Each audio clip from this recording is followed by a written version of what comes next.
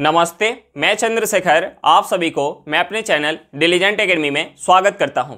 हम लोग बिहार एसएससी के लिए एक मैथ का सीरीज स्टार्ट किए थे, जिसमें हम लोग प्रत्येक दिन बिहार एसएससी में आए हुए मैथ का प्रीवियस ईयर क्वेश्चन और उस पर आधारित मैथ का क्वेश्चन कर रहे हैं। चलिए आज उस सीरीज में हम लोग आगे की तरफ चलते हैं। इससे पहले अगर आप मेरे चैनल पर नए हो तो चैनल को सब्सक्राइब कर लें और बेल आइकन को प्रेस करना बिल्कुल ना भूलें, ताकि आपको सबसे पहले लेटेस्ट नोटिफिकेशन मिलता रहे। चलिए अब हम लोग क्वेश्चन की तरफ चलते हैं। देखिए हमारा क्वेश्चन क्या दिया हुआ है। हमारा क्वेश्चन दिया एक निश्चित धनराशि ए, बी और सी में इस प्रकार बांटी जाती है कि ए और बी के हिस्से का अनुपात 3:5 है तथा बी और सी के हिस्से का अनुपात 2:7 है। यदि बी का हिस्सा 35,000 रुपया है तो वह धनराशि ज्ञात कीजिए। हमें क्या निकालना है? वह धनराशि निकालना है। अब देखिए हमें क्वेश्चन में क्या दिया हुआ है। हमें क्वेश्चन में ए और बी के हिस्से का रेशियो दिया हुआ है, बी और सी के हिस्से का रेशियो दिया हुआ है। तो हम सबसे पहले यहाँ से ए, बी और सी के हिस्से का रेशियो निकाल लेते हैं। हमें क्वेश्चन में A/B दिया हुआ है। हमें क्वेश्चन में A/B क्या दिया हुआ है? A/B दिया हुआ है 3:5 दिया हुआ है। दूसरा हमें क्या दिया हुआ है? दूसरा हमें दिया हुआ है B/C। B/C हमें क्या दिया हुआ है? क्वेश्चन में 2:7 दिया हुआ है। 2:7 दिया हुआ है। अब देखिए यहाँ जो है B क्या है? 5 यूनिट है और यहाँ B क्या है? 2 यूनिट। तो हम B को बराबर कर लेते हैं।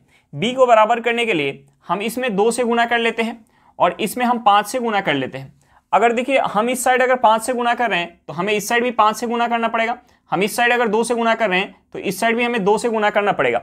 अब देखिए यहाँ से हमारा A/B/C क्या निकल के आ जाएगा? A कितना हो जाएगा? A हो जाएगा 6 यूनिट B कितना हो जाएगा? 10 यूनिट और C कितना हो जाएगा? C हो जाएगा 35 यूनिट। C कितना हो जाएगा? 35 यूनिट।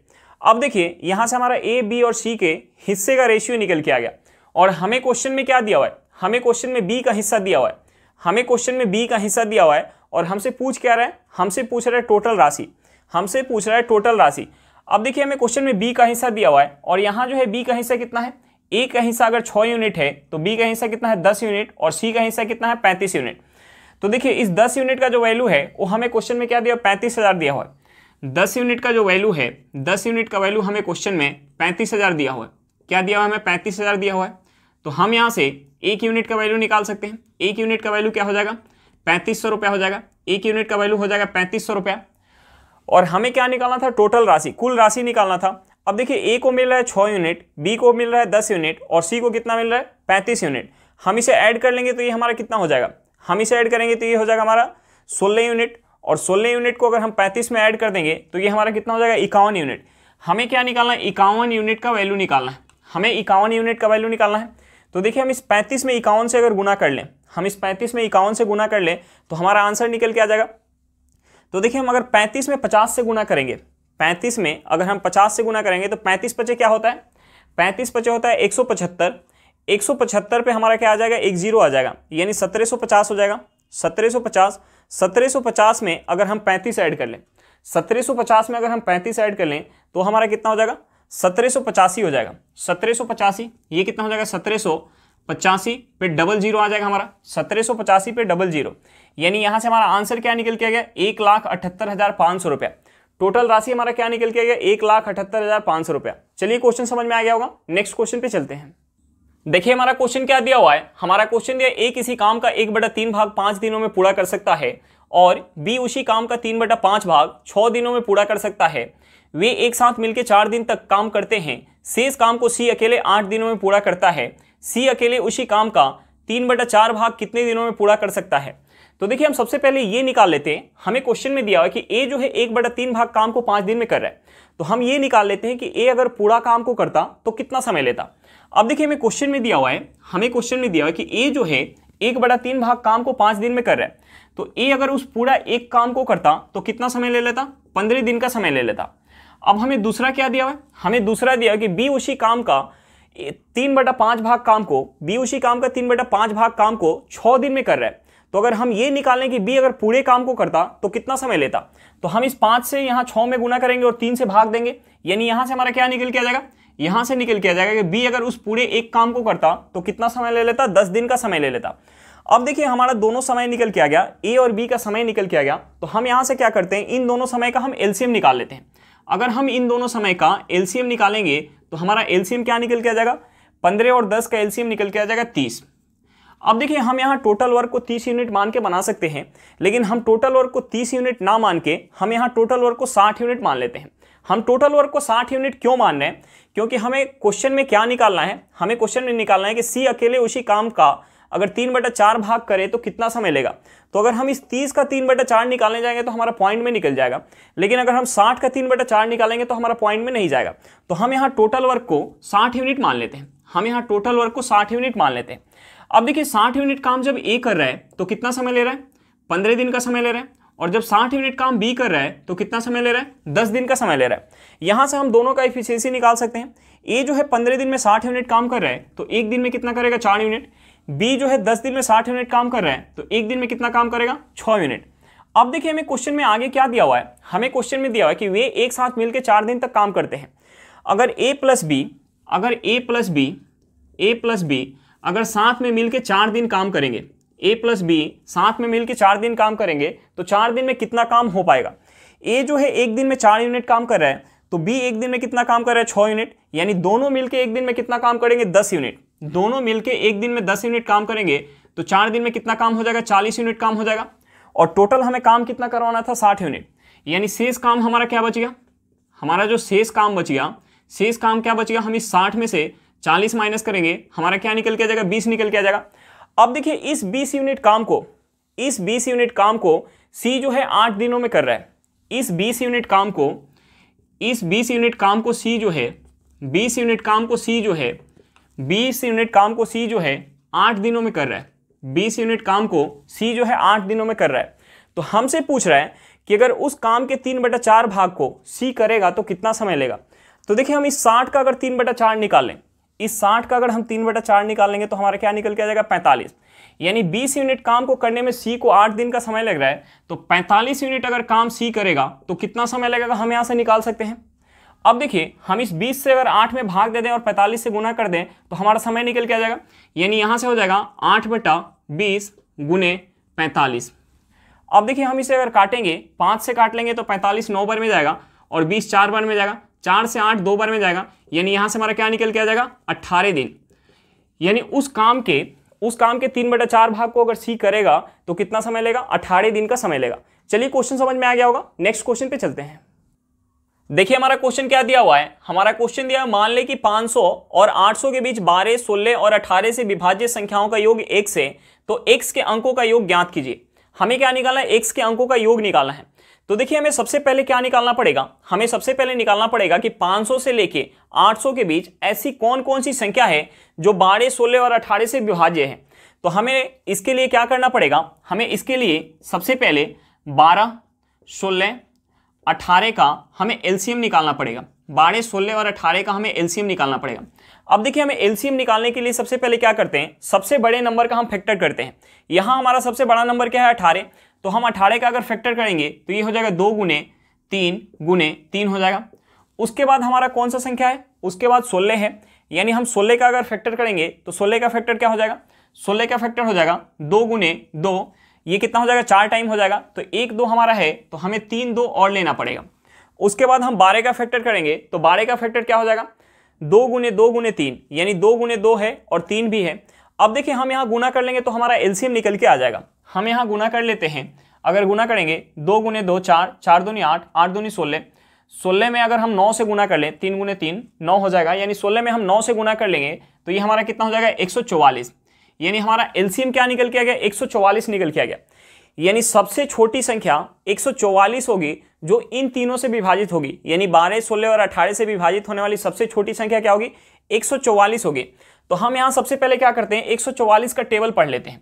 अब देखिए 144 दूनी अगर हम करेंगे, 144 दूनी करेंगे तो ये कितना हो जाएगा? ये हमारा हो जाएगा 288। 144 में अगर 2 से गुना करेंगे तो ये कितना हो जाएगा? 288। 144 में अगर हम 3 से गुना कर लेंगे तो ये हो जाएगा 4 तिया 12, 2 हाथ में 1, 12 1 13, हाथ में 3 1 4 हो जाएगा। उसके बाद हम 144 में 4 से गुना कर लेंगे। 144 में 4 से गुना करेंगे तो 144 में अगर हम 4 से गुना कर लेंगे तो 144 यानी 4 चौका 16 हाथ में 1, 16 1 17 हाथ में 1, 4 1 5। उसके बाद हम यहाँ गुना कर लेंगे 5 से। 144 में अगर हम 5 से गुना कर लेंगे तो यहाँ से हमारा क्या हो जाएगा? 20 हाथ में 2, 20 2 22 हाथ में 2, 5 2 7। उसके बाद हम इसमें अगर 6 से गुना कर लें, हम इसमें 6 से गुना करेंगे तो ये क्या हो जाएगा, 6 चौके 24, हाथ में 2, 24 2 26, हाथ में 2, 6 2 8। अब हमें क्या निकालना था, हमें निकालना था 500 और 800 के बीच, 500 और 800 के बीच। तो देखिए 500 और 800 के बीच हमारी कौन कौन सी संख्या आएगी, इन तीनों से विभाजित होने वाली 144 का हमारा मल्टीपल होगा, इन तीनों से विभाजित होने वाली जो संख्या होगा ये 144 का हमारा मल्टीपल होगा, यानी एलसीएम का मल्टीपल होगा। तो देखिए हमें क्या निकालना था, 500 और 800 के बीच, 500 और 800 के बीच कौन कौन सी हमारी संख्या आएगी। 500 से बड़ी है 576 और 800 से छोटी है 720, 864 जो है 800 से बड़ा है, यानी यहाँ से हमारी दो संख्या निकल के आ गई, यहाँ से हमारी दो संख्या निकल के आ गई। यानी हम यहाँ से x इक्वल टू हम क्या लिख सकते हैं, हम यहाँ से x इक्वल टू लिख सकते हैं 576 प्लस का 720। हम यहाँ से ऐड करेंगे तो हमारा x का वैल्यू क्या निकल के आ जाएगा, ये हो जाएगा 6 9, ये कितना हो जाएगा 12, यानी यहाँ से हमारा क्या निकल के आ गया 1296। x इक्वल टू हमारा क्या निकल के आ गया 1296 निकल के आ गया। तो हमें क्या निकालना था कि x के अंकों का योग। अब देखिए x का अंकों का अगर योग निकालेंगे, x के अंकों का अगर योग निकालेंगे, अंकों का अगर योग निकालेंगे, अंकों का योग, तो अंकों का योग हमारा क्या हो जाएगा 1 + 2 + 9 + 6, ये हमारा कितना हो जाएगा, ये हो जाएगा 3 12 और 6 कितना हो जाएगा 18, यानी हमारा आंसर क्या निकल के आ गया 18 निकल के आ गया। चलिए क्वेश्चन समझ में आ गया होगा, नेक्स्ट क्वेश्चन पे चलते हैं। देखिए हमारा क्वेश्चन क्या दिया हुआ है, हमारा क्वेश्चन ये एक विभाजन क्रिया में भाजक भागफल का 32 गुना और शेषफल का 12 गुना है। यदि शेषफल 56 है तो भाज्य क्या होगा। हमें क्या निकालना है, भाज्य निकालना है। अब देखिए हमें क्वेश्चन में क्या दिया हुआ है, हमें क्वेश्चन में दिया हुआ है कि जो भाजक है, हमें क्वेश्चन में क्या दिया कि जो भाजक है वो भागफल का, भाजक जो है वो भागफल का 32 गुना है, और दूसरा हमें क्या दिया हुआ है शेषफल का 12 गुना है। हमें दूसरा क्या दिया हुआ है, दूसरा दिया हुआ है कि शेषफल का 12 गुना है। अब देखिए हमें क्वेश्चन में शेषफल दिया हुआ है, हमें शेषफल कितना दिया हुआ है 56 दिया हुआ है, तो हम यहाँ से भाजक निकाल सकते हैं।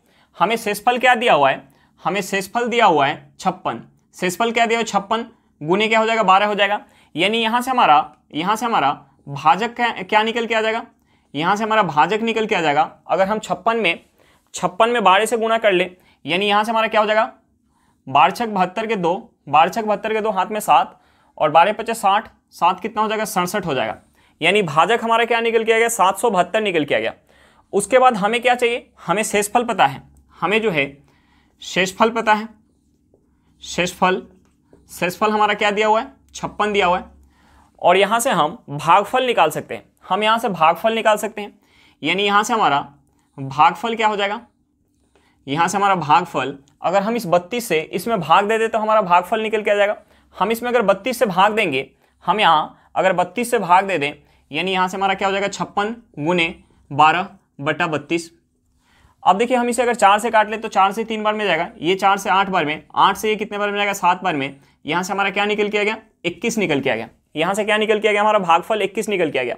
और हमें निकालना क्या है, हमें निकालना है भाज्य, हमें भाज्य निकालना है। तो देखिए भाज्य बराबर क्या होता है, भाजक गुने भागफल प्लस का शेष, यानी हमारा भाजक क्या है 672 गुने हम क्या करेंगे भाजक गुने भागफल कितना है 21 है, प्लस का शेष कितना है 56 है। अब देखिए हम इसमें 21 से गुना कर ले और 56 ऐड कर लें तो हमारा आंसर निकल के आ जाएगा। हम इसमें अगर 21 से गुना करेंगे तो हमारा क्या हो जाएगा 21 दूनी 42 के 2 हाथ में 4, 21 सतह कितना हो जाएगा 147, 21 सतह कितना हो जाएगा 147, 147 में अगर 4 ऐड करेंगे तो ये कितना हो जाएगा 151 के 1 हाथ में 15। उसके बाद हम 21 में अगर 6 से गुना करेंगे तो ये कितना हो जाएगा हमारा, ये हो जाएगा 126, 126 में अगर हम 15 ऐड कर लें, 126 में अगर हम 15 ऐड कर लेंगे तो ये कितना हो जाएगा 141, ये कितना हो जाएगा 141 प्लस का हमारा क्या हो जाएगा 56, हम इसमें 56 ऐड कर लें तो ये हो जाएगा 8 और ये कितना हो जाएगा 5 + 1 कितना हो जाएगा 6 हो जाएगा 1 और 14, यानी यहाँ से हमारा क्या निकल के आ गया 14,168। भाज्य हमारा क्या निकल के आ गया 14,168। चलिए क्वेश्चन समझ में आ गया होगा, नेक्स्ट क्वेश्चन पे चलते हैं। देखिए हमारा क्वेश्चन क्या दिया हुआ है, हमारा क्वेश्चन ये 3/4 cot square 30 degree plus cos square 30 degree minus cosec square 60 degree plus ten square 60 degree का मान ज्ञात करें। हमें क्या करना है, इसका मान निकालना है। तो देखिए हम इसका वैल्यू रखेंगे, यहाँ से हमारा हो जाएगा 3/4 अब देखिए cot 30 का वैल्यू क्या होता है, cot 30 का जो वैल्यू होता है √3 होता है, यानी हम यहाँ √3 का स्क्वायर लिखेंगे, हम यहाँ √3 का स्क्वायर प्लस का cos 30 का वैल्यू क्या होता है, cos 30 का जो वैल्यू होता है √3/2, cos 30 का वैल्यू क्या होता है √3/2, हम इसका स्क्वायर लिखेंगे माइनस cosec 60 का वैल्यू क्या होता है, sin 60 का वैल्यू क्या होता है √3/2, तो cosec का क्या हो जाएगा, उसका उल्टा हो जाएगा, यानी यहाँ से हो जाएगा 3 × 2/√3, 3 × 2/√3 का स्क्वायर हो जाएगा, प्लस tan 60 का वैल्यू क्या होता है √3, यानी यहाँ से हो जाएगा √3 का स्क्वायर, यहाँ से हो जाएगा √3 का स्क्वायर। अब देखिए हम यहाँ से इसे लिख सकते हैं 3/4 गुने क्या हो जाएगा 3 हो जाएगा, प्लस का ये हमारा क्या हो जाएगा, ये हो जाएगा 3/4 माइनस ये क्या हो जाएगा 3 गुने 4/3 हो जाएगा, प्लस का ये कितना हो जाएगा 3 हो जाएगा। अब देखिए यहाँ से 3 से 3 कट जाएगा, ये हमारा क्या है -4 और ये क्या है +3, यानी हम यहाँ से इसे लिख सकते हैं, ये हो जाएगा 9/4 प्लस का 3/4, यहाँ हमारा क्या है -4 और +3, यानी हम इन दोनों को ऐड करेंगे तो क्या हो जाएगा -1 हो जाएगा। अब देखिए इन दोनों को अगर हम ऐड कर लें तो ये हमारा क्या हो जाएगा 12/4 हो जाएगा, ये हो जाएगा 12/4 -1, यानी हम यहाँ से इसे लिख सकते हैं 3 - 1, यानी हमारा आंसर क्या निकल के आ गया 2 निकल के आ गया, हमारा आंसर क्या निकल के आ गया 2 निकल के आ गया। चलिए क्वेश्चन समझ में आ गया होगा, नेक्स्ट क्वेश्चन पे चलते हैं। देखिए हमारा क्वेश्चन क्या दिया हुआ है, हमारा क्वेश्चन दिया अपूर्व ने 26 केजी सेव 2340 रुपए में खरीदे, उसने उन्हें 6 केजी सेवों के विक्रय मूल्य के बराबर लाभ पर बेचा, प्रति केजी सेव का विक्रय मूल्य कितना है। हमें क्या निकालना, प्रति केजी सेव का विक्रय मूल्य निकालना है। तो देखिए हम यहाँ से सीपी और एसपी का रेशियो निकाल सकते हैं, हम यहाँ से सीपी और एसपी का रेशियो निकाल सकते हैं। हमें क्वेश्चन में दिया कि 26 केजी सेव खरीद रहा है, 26 केजी सेव खरीद रहा है, इसका मतलब 26 केजी ही सेव बेचेगा, जितना खरीद के लाया होगा उतना ही बेचेगा, हम ये मान के चलेंगे। 26 केजी सेव खरीद के लाया था और 26 केजी सेव बेच रहा है, तो उसे 6 केजी के सेव के विक्रय मूल्य के बराबर लाभ हो रहा है। तो देखिए हम यहाँ लाभ कैसे निकालते हैं, हम यहाँ अगर 26 केजी के विक्रय मूल्य में से माइनस करेंगे 26 केजी का क्रय मूल्य, तो हमारा लाभ निकल के आ जाएगा, और हमें लाभ क्या दिया, 6 केजी के विक्रय मूल्य के बराबर लाभ दिया है। अब देखिए हम यहाँ से क्या लिख सकते हैं, अगर हम 6 एसपी को इस साइड लेके आएंगे तो हमारा क्या हो जाएगा, प्लस में है तो माइनस में हो जाएगा, यानी हम 26 में से 6 माइनस कर लेंगे तो यहाँ से क्या हो जाएगा 20 एसपी हो जाएगा, इक्वल टू अगर हम इसे उस साइड लेके जाएंगे तो माइनस में है तो हमारा क्या हो जाएगा, प्लस में हो जाएगा, ये हो जाएगा 26 सीपी। हम इसे अगर 2 से काट लेंगे तो 10 बार में जाएगा, और ये 26 जो है 13 बार में जाएगा, यानी हम यहाँ से एसपी बटा सीपी क्या निकाल सकते हैं, हम यहाँ से एसपी बटा सीपी निकाल सकते हैं 13/10, यानी 1 केजी सेव का अगर क्रय मूल्य 10 यूनिट होगा तो 1 केजी सेव का विक्रय मूल्य कितना होगा 13 यूनिट। अब देखिए हमें क्वेश्चन में दिया कि 26 केजी सेव जो है 2340 रुपए में खरीद रहा है, तो हम यहाँ से 1 केजी सेव का क्रय मूल्य निकाल सकते हैं। हम यहाँ से 1 केजी सेव का अगर क्रय मूल्य निकालेंगे तो हमें क्या करना पड़ेगा, इस 2340 में हमें जो है इस 2340 में भाग देना पड़ेगा 26 केजी से, हमें इस 2340 में भाग देना पड़ेगा 26 केजी से। अब देखिए ये कितने बार में जाएगा, 26 में अगर हम 9 से गुना कर लें तो ये हमारा कितना हो जाएगा, 26 में अगर 9 से गुना करेंगे तो 234 हो जाएगा, यानी ये 90 बार में जाएगा। यहाँ से हमारा क्या निकल के आ गया, सीपी निकल के आ गया 90 रुपया प्रति केजी। सीपी हमारा क्या निकल के आ गया, 90 रुपये प्रति केजी। अब देखिए हमें सीपी पता चल गया, सीपी क्या पता चल गया कि 90 रुपये प्रति केजी है, तो हम यहाँ से एसपी निकाल सकते हैं, यानी इस 10 यूनिट का वैल्यू हमें पता चल गया तो हम 13 यूनिट का वैल्यू निकाल सकते हैं। अब देखिए इस 10 में 9 से गुना कर रहे हैं तो कितना हो रहा है, 90 हो रहा है, तो हमें इस 13 में भी 9 से गुना करना पड़ेगा।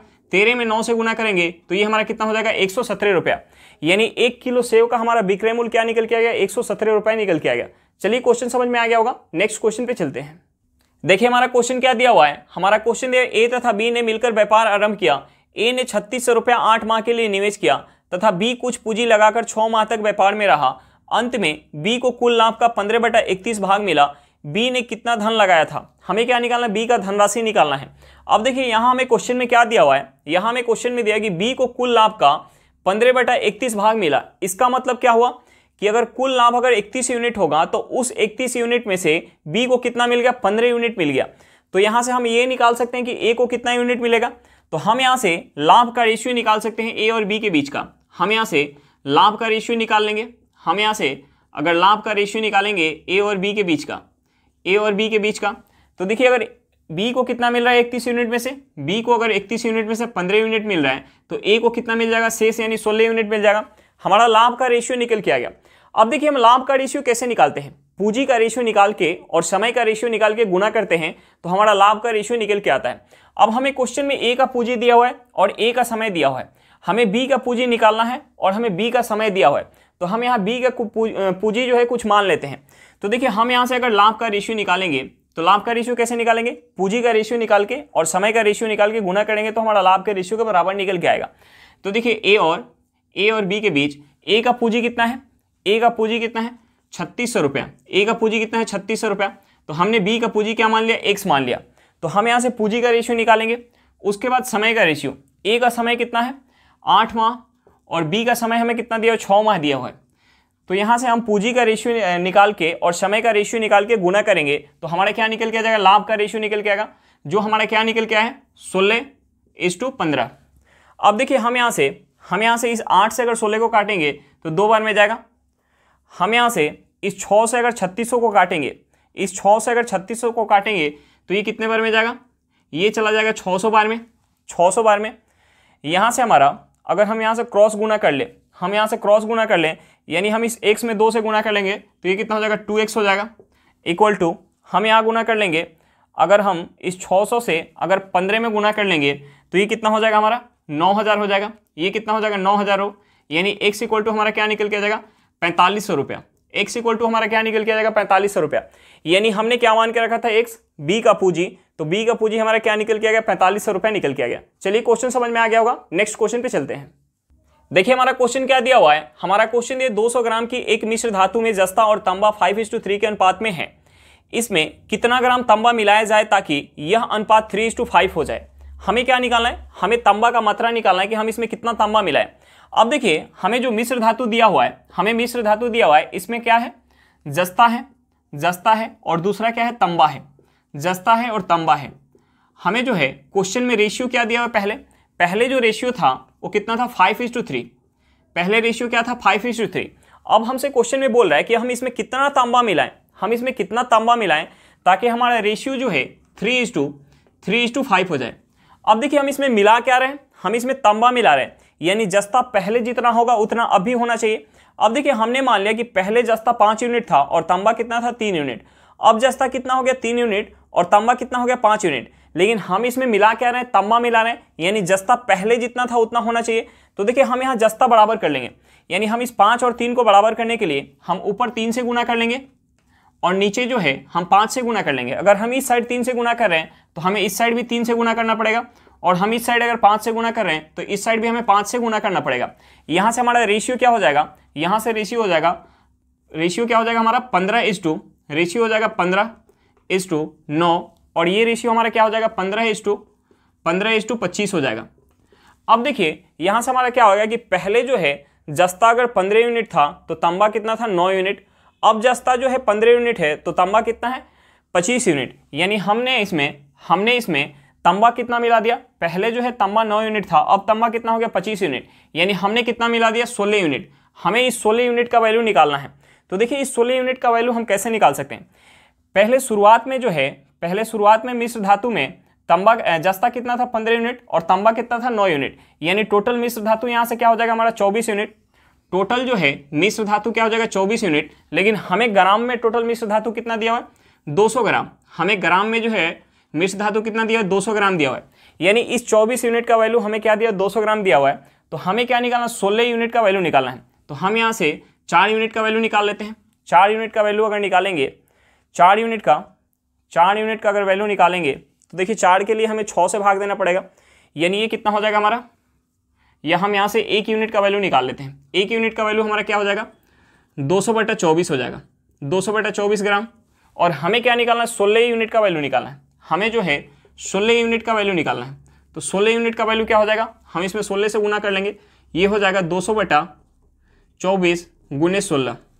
हम यहाँ से अगर काटेंगे, हम इसे 8 से अगर काट ले तो ये 8 से 2 बार जाएगा, ये 8 से 3 बार में, यहाँ से हमारा क्या निकल के आ जाएगा 400/3 ग्राम, यानी अगर हम उसमें 400/3 ग्राम अगर तांबा मिला लेंगे तो हमारा रेशियो क्या हो जाएगा 3:5 हो जाएगा। चलिए क्वेश्चन समझ में आ गया होगा, नेक्स्ट क्वेश्चन पे चलते हैं। देखिए हमारा क्वेश्चन क्या दिया हुआ है, हमारा क्वेश्चन दिया है एक व्यक्ति एक निश्चित दूरी को तय करने में 25% समय की बचत करना चाहता है, तो वह अपनी चाल कितना प्रतिशत बढ़ाए। तो देखिए हम सबसे पहले क्या करते हैं, इस 25% को फ्रैक्शन में चेंज कर लेते हैं। हमारा कितना दिया हुआ, 25% दिया हुआ, तो हम 25% को फ्रैक्शन में चेंज करेंगे तो ये कितना हो जाएगा 1/4, यानी 4 यूनिट के समय पे 1 यूनिट समय बचाना चाहता है।